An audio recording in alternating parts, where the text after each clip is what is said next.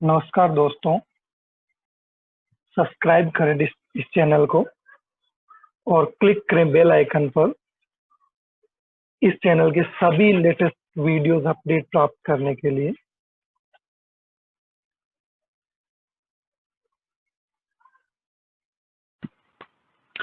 आज का हमारा टॉपिक है वेब कंटेंट माइनिंग।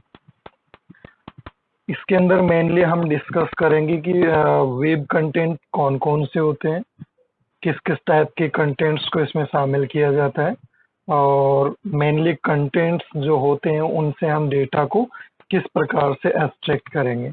यहाँ पे हम स्ट्रक्चर के साथ डील नहीं करने वाले, कंटेंट का जो स्ट्रक्चर होता है उसके साथ हम डील नहीं करेंगे, ओनली कंटेंट के साथ डील करने वाले हैं। ठीक है,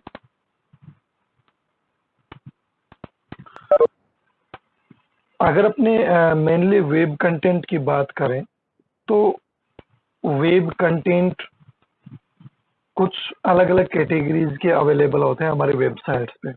ठीक है, और कौन कौन से कंटेंट है, देखो वेब डेटा कंटेंट्स, जिसमें से फर्स्ट अपना टेक्स्ट जो है वो आपका होता है।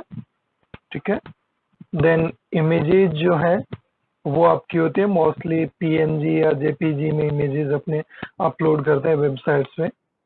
ऑडियोज एंड वीडियोज और मेटा डेटा ऑब्वियसली आपका होता है जो आपके कंप्लीट डेटा की इंफॉर्मेशन रखता है, और आपका हाइपरलिंक्स। ठीक है, तो ये कंटेंट्स होते हैं एक्चुअली। तो इन कंटेंट्स से किस प्रकार से हमें डेटा को माइन करना है, उस अप्रोच पे मेनली हम इस लेक्चर के अंदर डिस्कस करने वाले हैं। डिस्कवरी ऑफ यूजफुल इंफॉर्मेशन, है ना, ये जो पॉइंट है, discovery of useful information, mainly useful information को ढूंढना या खोज कर निकालना, यही मेनली हमारा वेब कंटेंट माइनिंग का मेन गोल रहेगा। ठीक है, from the web content, web content में से यूजफुल इंफॉर्मेशन को फाइंड करना, ठीक है, वेब कंटेंट माइनिंग होगा। और कंटेंट हमने देख लिए, हमारे पास टोटल 6 टाइप के कंटेंट्स हैं जिसके अंदर से हमें इंफॉर्मेशन जो है वो डिस्कवर करनी है। ठीक है, वेब कंटेंट कह दो या डेटा कह दो या डॉक्यूमेंट्स कह दो, बात एक ही है ना। डॉक्यूमेंट्स का मतलब यहाँ पे एचटीएमएल डॉक्यूमेंट से होगा, ध्यान रखना, सिंपल अपने टेक्स्ट डॉक्यूमेंट नहीं होंगे। एचटीएमएल डॉक्यूमेंट से मतलब होगा, एचटीएमएल डॉक्यूमेंट के अंदर आपके टेक्स्ट भी होते हैं, आप इमेजेस भी इंक्लूड कर सकते हो, audio and video and hyperlink, ये सभी चीजें आप एक एचटीएमएल डॉक्यूमेंट के अंदर इंक्लूड कर सकते हो। तो यहाँ पे जो डॉक्यूमेंट की बात की जा रही है वो एक्चुअली डॉक्यूमेंट एचटीएमएल डॉक्यूमेंट है, जो कि एक वेब पेज होता है।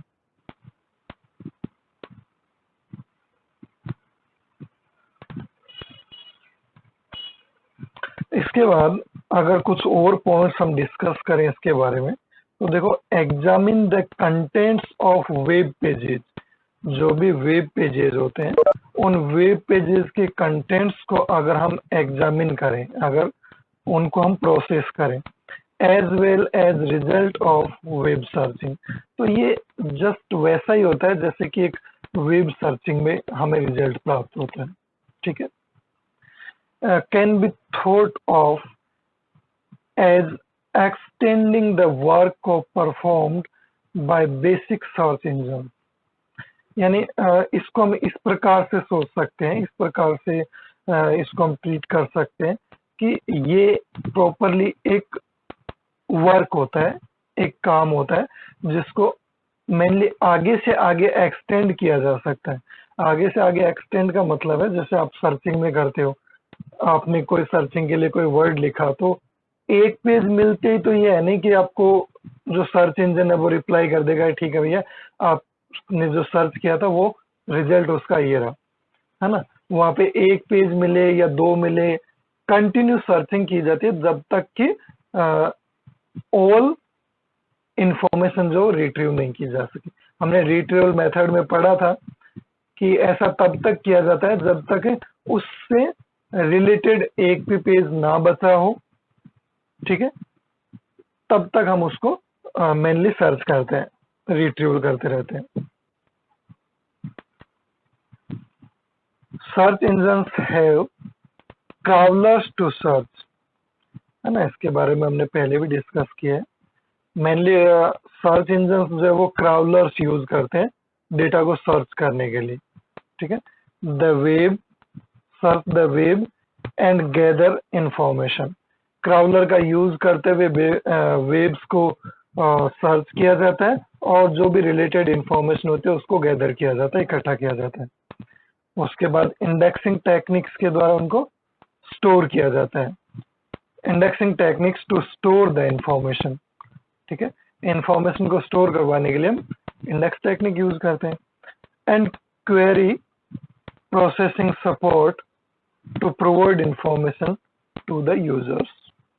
यूजर्स के लिए यहाँ पे क्वेरी सपोर्ट सिस्टम वर्क करता है जो कि यूजर को उसके साथ इंटरफेस करने की परमिशन देता है।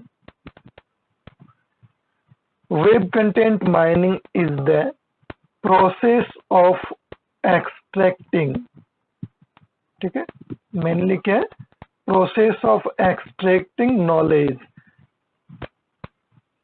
एक वेब कंटेंट माइनिंग क्या है, प्रोसेस है नॉलेज को एक्सट्रैक्ट करने का, बट वेब माइनिंग भी नॉलेज को एक्सट्रैक्ट करने का प्रोसेस है।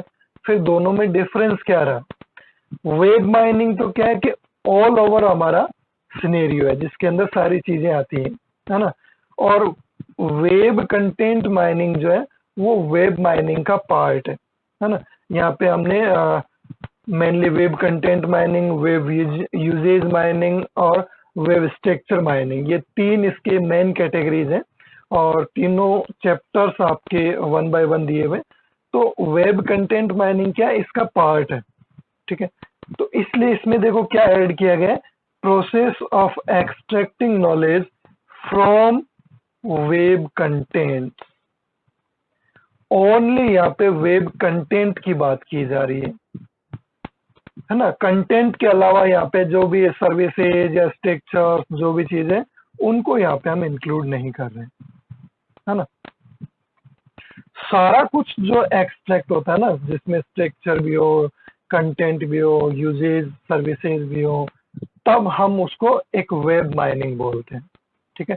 केवल कंटेंट पे वर्क कर रहे हैं तो वो वेब माइनिंग की एक एप्लीकेशन हो गई जिसमें से हम कंटेंट के बेस पे जो है वो नॉलेज एक्सट्रैक्ट करते हैं।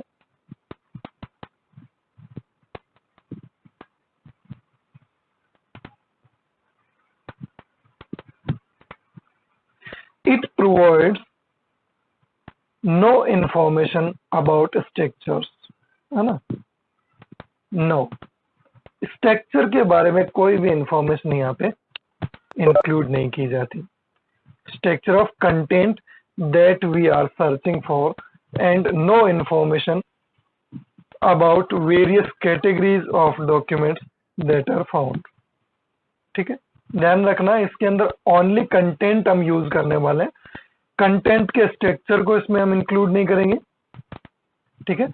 जो भी आप सर्च कर रहे हो उस कंटेंट के स्ट्रक्चर को हम इंक्लूड नहीं करेंगे और जो भी आप इंफॉर्मेशन सर्च कर रहे हो उनकी कैटेगरीज को भी हम यहाँ पे इंक्लूड नहीं करेंगे, ठीक है।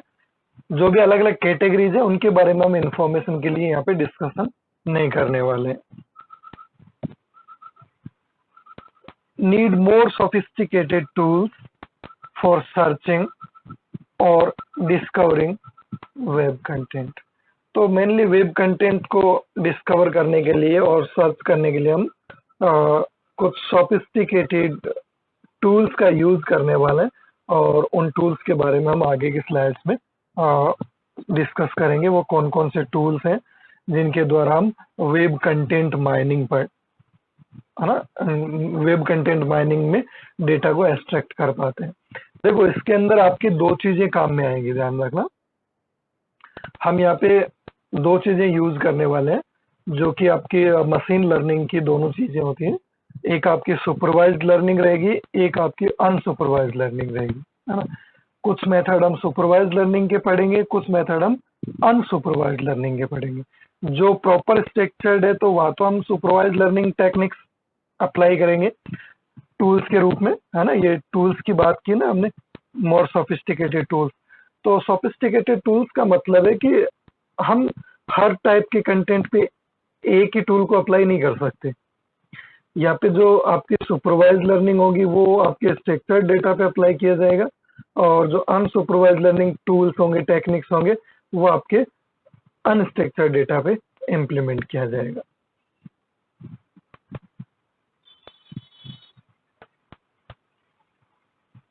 Web content mining,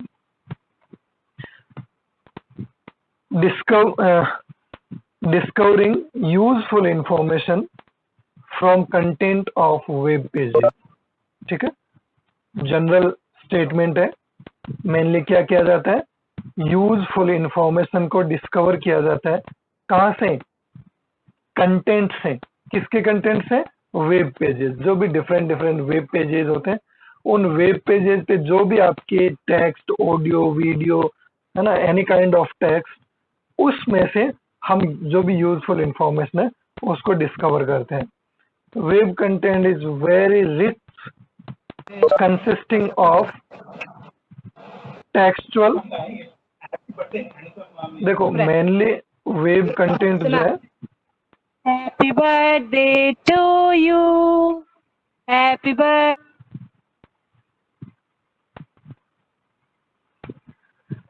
Web content is very rich, consisting of textual, image, audio, video, etc.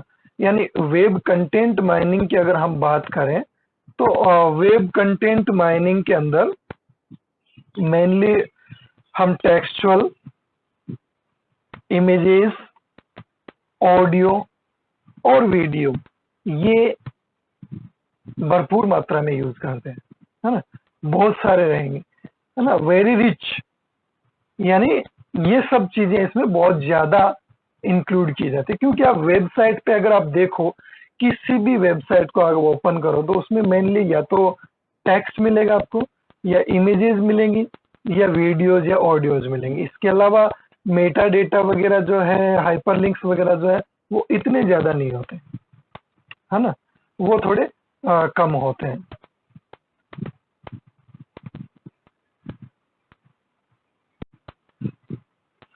Next point है, द डेटा में बी अनस्ट्रक्चर्ड। डेटा जो है वो आपका अनस्ट्रक्चर्ड भी हो सकता है। मैंने अभी आपसे बात की ना कि आपके पास दो टाइप की टेक्निक्स है, supervise learning and unsupervise learning. अगर डेटा आपका स्ट्रक्चर्ड है तो सुपरवाइज लर्निंग की बहुत सारे मेथड्स हैं, और अगर हमारे पास डेटा अनस्ट्रक्चर्ड है तो हमारे पास अनसुपरवाइज लर्निंग की टेक्निक्स हैं। तो डेटा में भी अनस्ट्रक्चर्ड और स्ट्रक्चर्ड डेटा, यहाँ पे हमारे पास अनस्ट्रक्चर्ड भी हो सकता है और स्ट्रक्चर्ड भी हो सकता है, ओके। और सेमी स्ट्रक्चर्ड, ये थर्ड कैटेगरी है, सेमी स्ट्रक्चर्ड भी हो सकता है, ठीक है। All those much of web is unstructured. Mostly जो वेबसाइट पे डेटा है वो अनस्ट्रक्चर्ड ही होता है। अब यहाँ पे आप स्ट्रक्चर्ड, अनस्ट्रक्चर्ड और सेमी स्ट्रक्चर्ड, इन तीनों के बारे में थोड़ी सी अंडरस्टैंडिंग ले लो। मेनली देखो क्या होता है, जो अनस्ट्रक्चर्ड है उनकी कैटेगरी में हम किसको रखते हैं, जो फ्री टेक्स्ट डॉक्यूमेंट होते हैं, ठीक है, जिसमें टेक्स्ट जो है वो किसी दूसरे पेज पे डिपेंड नहीं कर रहा है ना। एक पेज का जो टेक्स्ट है वो अपना एक पेज के अंदर कंप्लीट मीनिंग प्रोवाइड करवाता है, वो दूसरे पे डिपेंड नहीं है। और स्ट्रक्चर्ड की अगर हम बात करें तो मेनली जो भी हमारा डेटाबेस का डेटा होता है, जिसके अंदर all tables are linked to each other via different kind of relations, है ना। तो डेटाबेस जो है वो एक्चुअली स्ट्रक्चर्ड होता है ना।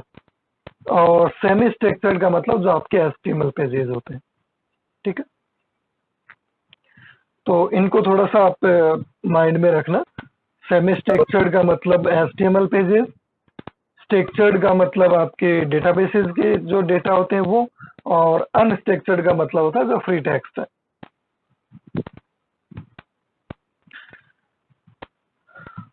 ठीक है, तो यहाँ पे इनको तो हमने डिस्कस कर लिया, अनस्ट्रक्चर्ड, फ्री टेक्स्ट है हमारा, और HTML सेमी स्ट्रक्चर्ड होगा। मोर स्ट्रक्चर्ड जो है वो डेटाबेस जनरेटेड, ठीक है। टेबल्स और डेटाबेस जनरेटेड HTML पेजेस, ये ध्यान रखना, HTML पेजेस जो है वो आपके स्ट्रक्चर्ड में भी आते हैं, है ना, बट वो किस टाइप के होने चाहिए, डेटाबेस जनरेटेड HTML पेजेस होने चाहिए, ठीक है। तब वो किस में आएंगे, स्ट्रक्चर्ड में आएंगे। मल्टीमीडिया डेटा भी होता है हमारे पास, जो ऑडियो वीडियो की जिसकी हम बात करते हैं। Receive less attention than text और हाइपर टेक्स्ट, है ना। लेस अटेंशन यहाँ पे इसलिए होती है कि एक्चुअली जो वीडियोज हैं, तो वीडियो के नाम से जो मेनली वीडियो की जो फाइल नेम होता है, तो वो मेनली टेक्स्ट ही होता है, तो हम उसके द्वारा ही डेटा को रिट्रीवल करते हैं। वीडियो फ्रेम्स को मैच करने का हमारे पास कोई कॉन्सेप्ट नहीं होता है ना। तो वहां भी हम ऑडियो वीडियो के कंडीशन में भी हम टेक्स्ट पे वर्क कर रहे होते हैं एक्चुअली।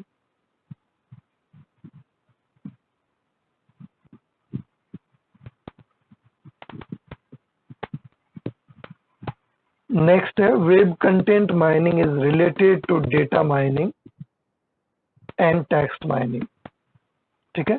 ये कंप्लीटली आपके डेटा माइनिंग और टेक्स्ट माइनिंग से रिलेट करती है, क्योंकि मेनली डेटा माइनिंग के अंदर भी हम डेटा वेयर हाउसेज और डेटा बेसेस से डेटा को एक्सट्रैक्ट करते हैं, और यहाँ भी कंटेंट जो है, जो आपका स्ट्रक्चर कंटेंट है, वो किस में होता है, डेटाबेस में ही होता है। तो कहीं ना कहीं डायरेक्टली ये आपस में कोरिलेट करती हैं। रीजंस देखो क्या है। It is related to data mining because many data mining techniques can be applied in web content mining। यानी बहुत सारी जो आपके डेटा माइनिंग टेक्निक्स है वो वेब कंटेंट माइनिंग में यूज की जाती है। It is related to text mining because much of the web content are text. यानी वेब कंटेंट की अगर हम बात करें तो वेब कंटेंट के अंदर ज्यादा जो पार्ट है वो टेक्स्ट का ही होता है, ठीक है। भी जैसे मैंने बात की ऑडियो वीडियोस वगैरह भी हम फाइल नेम से एक्सेस करते हैं, तो वो भी टेक्स्ट ही होता है। तो मोस्ट ऑफ हम टेक्स्ट पे काम करते हैं, तो इसलिए टेक्स्ट माइनिंग से भी रिलेटेड है ये। Web data are mainly semi structured and और अनस्ट्रक्चर्ड, यानी सेमी स्ट्रक्चर एंड अनस्ट्रक्चर्ड भी हो सकता है, और सेमी स्ट्रक्चर और अनस्ट्रक्चर्ड भी हो सकता है। while data mining is structured and text is unstructured। तो ये भी एक रिलेट होने का कारण है। जो हमारा डेटा माइनिंग की हम बात करते हैं, तो डेटा माइनिंग क्या है, स्ट्रक्चर्ड है, और टेक्स्ट माइनिंग क्या है, अनस्ट्रक्चर्ड है, ठीक है। और यहाँ पे वेब कंटेंट माइनिंग के अंदर हम स्ट्रक्चर्ड पे भी काम करते हैं, अनस्ट्रक्चर्ड पे भी काम करते हैं। तो ऑब्वियसली डेटा माइनिंग और टेक्स्ट माइनिंग दोनों को यहाँ पे कवर किया जाता है।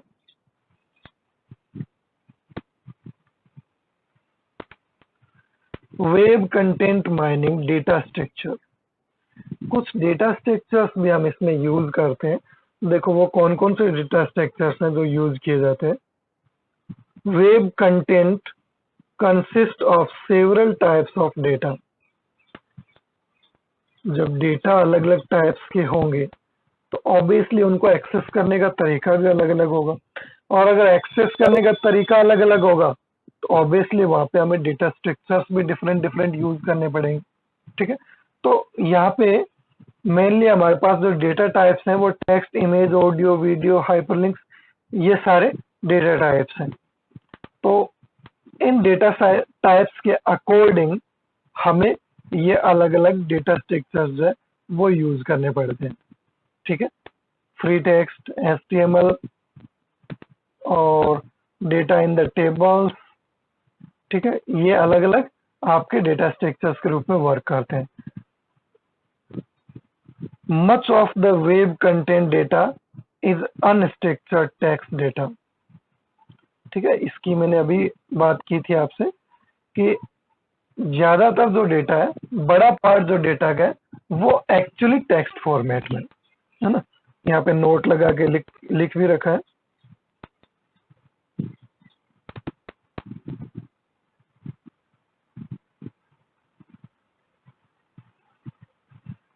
सेमी स्ट्रक्चर की अगर हम बात करें तो देखो, content is in general semi structure. तो सेमी स्ट्रक्चर फॉर्मेट किस टाइप से होते हैं देखो, title, author, publication date, length, category, abstract, content. ये एक बुक की इंफॉर्मेशन है ना, जस्ट एक बुक की इंफॉर्मेशन है।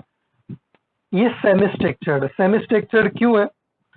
सेमी स्ट्रक्चर्ड इसलिए है कि इसमें स्ट्रक्चर्ड और अनस्ट्रक्चर्ड दोनों के बीच की जो कड़ी है, उसके मेनली यहाँ पे कैरेक्टरिस्टिक्स देखने को मिल रहे हैं।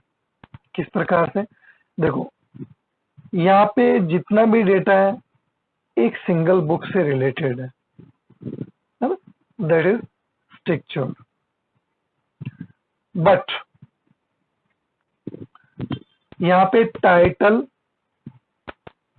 अपना इंडिविजुअल है, किसी पे डिपेंड नहीं करता। ऑथर नेम किसी पे डिपेंड नहीं करता। पब्लिकेशन डेट डिपेंड नहीं करती।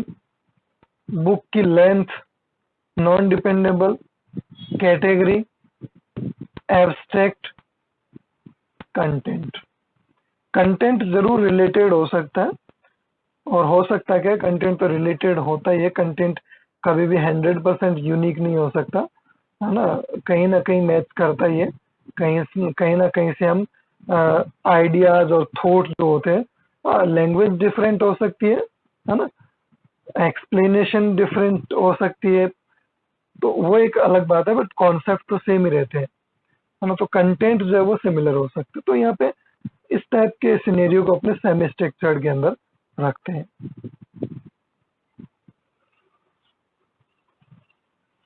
तो यहाँ पे हम इंफॉर्मेशन रिट्रीवल व्यू देखने वाले हैं कि वेब कंटेंट माइनिंग का इंफॉर्मेशन रिट्रीवल व्यू जो है वो किस टाइप से होगा।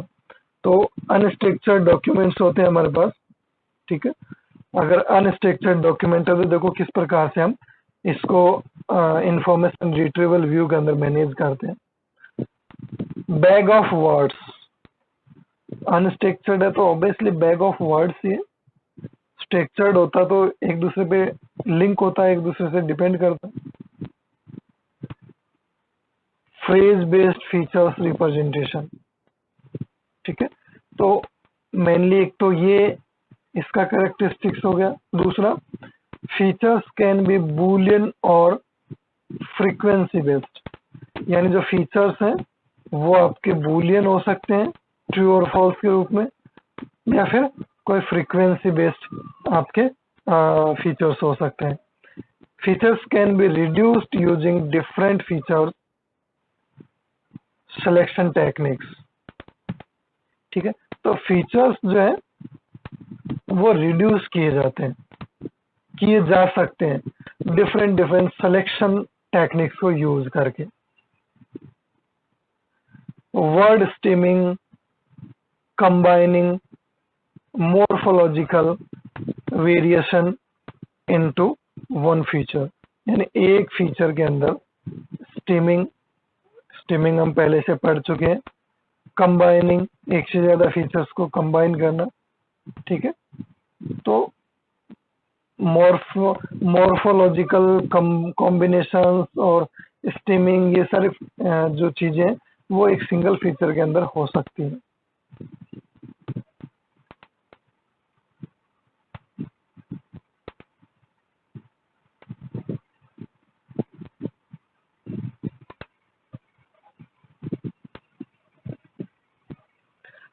नेक्स्ट है सेमी स्ट्रक्चर्ड डॉक्यूमेंट्स।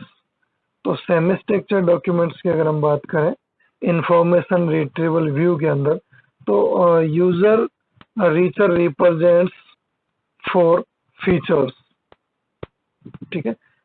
यूजर्स जो होते हैं वो मेनली फीचर्स पे वर्क करते हैं, फीचर्स के लिए वर्क करते हैं based on information from the document structure, जो कि डॉक्यूमेंट स्ट्रक्चर के इंफॉर्मेशन पे डिपेंड करते हैं, जैसे कि टिपिकली HTML और हाइपरलिंक्स। जो भी टिपिकल HTML पेजेस होते हैं, टेक्स्ट होते हैं, और जो हाइपरलिंक्स होते हैं।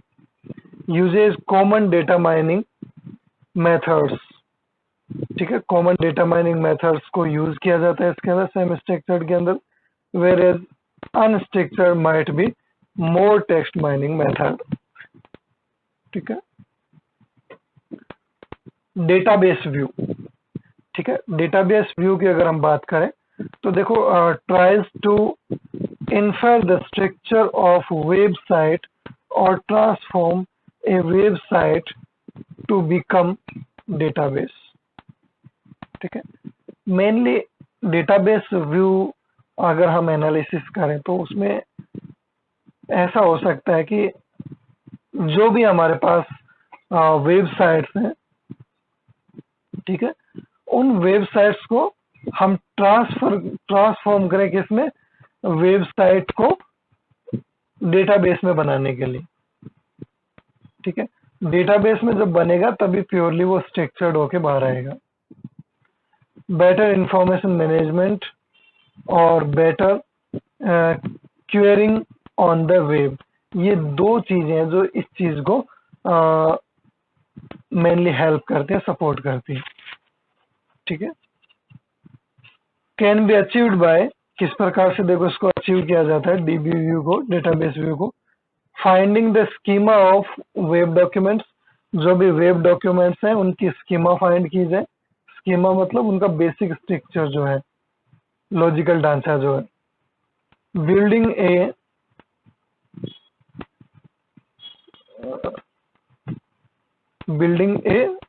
वेब वेयर हाउस, तो वेब वेयर हाउस भी यहाँ पे बनाए जा सकते हैं। ठीक है, तो वेयर हाउसेज भी मेनली डेटाबेस का ही पार्ट होता है। वेयर हाउसेज वो डेटाबेस होते हैं जिनको बहुत रेयरली एक्सेस किया जाता है, जिसमें पुराना डेटा जो है वो रखा जाता है। Building a web knowledge base, ठीक है, वेब नॉलेज बेस हम बिल्ड करते हैं। ठीक है, जो वेबसाइट्स के बारे में जो इंफॉर्मेशन है वो स्टोर करके रखे। बिल्डिंग ए वर्चुअल डेटाबेस, ठीक है, एक डेटाबेस वर्चुअल है वो भी बनाया जा सकता है। तो इस टाइप से आप डेटाबेस व्यू को मैनेज कर सकते हो, अचीव कर सकते हो।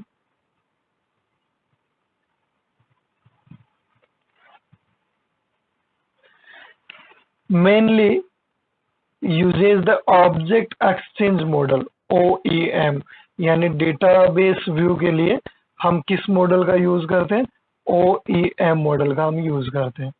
ठीक है, ये मॉडल है जो आपको डेटाबेस व्यू को अचीव करने में हेल्प करता है। Represent semi structure data bye ए loaded graph, labelled graph, sorry. ठीक है, तो ये सेमी स्ट्रक्चर्ड डेटा को रिप्रेजेंट करता है एक लेबल ग्राफ के द्वारा, है ना। ग्राफ के बारे में आप जानते हो, लेबल ग्राफ का मतलब आप वेटेड ग्राफ कह सकते हो, जिसपे प्रत्येक एज पे लेबल दिया हुआ हो। Process typically starts with annual selection of websites for content mining। ठीक है, मेनली जो प्रोसेस स्टार्ट किया जाता है वो मैनुअल सिलेक्शन के लिए होता है, यानी हम वेबसाइट्स जो है उनसे कंटेंट को मैनुअली सेलेक्ट करके और माइन करते हैं। ठीक है, और अपने अगर नेक्स्ट बात करें तो देखो, नेक्स्ट हमारे पास आता है main application building A structural summary of semi structured data. तो मेन अगर एप्लीकेशन की बात करें तो मेनली स्ट्रक्चर समरी को बनाना होता है। जो भी सेमी स्ट्रक्चर्ड या अनस्ट्रक्चर्ड डेटा होता है उनकी एक स्ट्रक्चर्ड समरी तैयार करना। ठीक है, तो ये मेन इसका पॉइंट ऑफ व्यू होता है, मेन गोल होता है। ठीक है, जिसको मेनली अचीव किया जाता है वेब कंटेंट माइनिंग के द्वारा। इसके अलावा नेक्स्ट स्लाइड पे अपने चलते हैं। देखो यहाँ पे अगर हम बात करें तो techniques for web content mining, web content mining की टेक्निक्स जो है उनके बारे में अगर हम जाने तो देखो यहाँ पे 3 टेक्निक्स यूज की जाती है। कौन कौन से 3 टेक्निक्स हैं? क्लासिफिकेशंस, क्लस्टरिंग और आपका एसोसिएशन। तो कुछ तो हमने एसोसिएशन रूल माइनिंग के बारे में फर्स्ट चैप्टर के अंदर डिस्कस किया था। क्लासिफिकेशन आप जानते हो कि जो भी वेरिएबल्स होते हैं, जो भी फैक्टर्स होते हैं, मेनली उनको क्लासिफाई किया जाता है, जो भी अफेक्ट करने वाले वेरिएबल्स होते हैं। और क्लस्टरिंग हम यूज करते हैं अनस्ट्रक्चर्ड डेटा के लिए, मेनली ग्रुप्स बनाते हैं रिलेटेड जो भी हमारे कंटेंट होते हैं उनके, है ना। जो भी कंटेंट रिलेटेड है उनका एक अलग ग्रुप बन जाएगा, जो अलग से रिलेट करते हैं उनका अलग बन जाएगा। इस टाइप से हम क्लस्टरिंग करते हैं, ठीक है। तो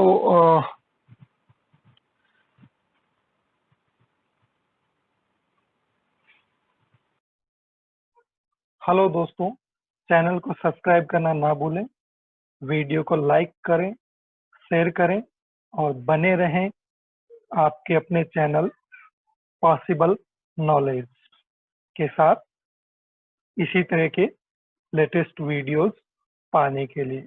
धन्यवाद।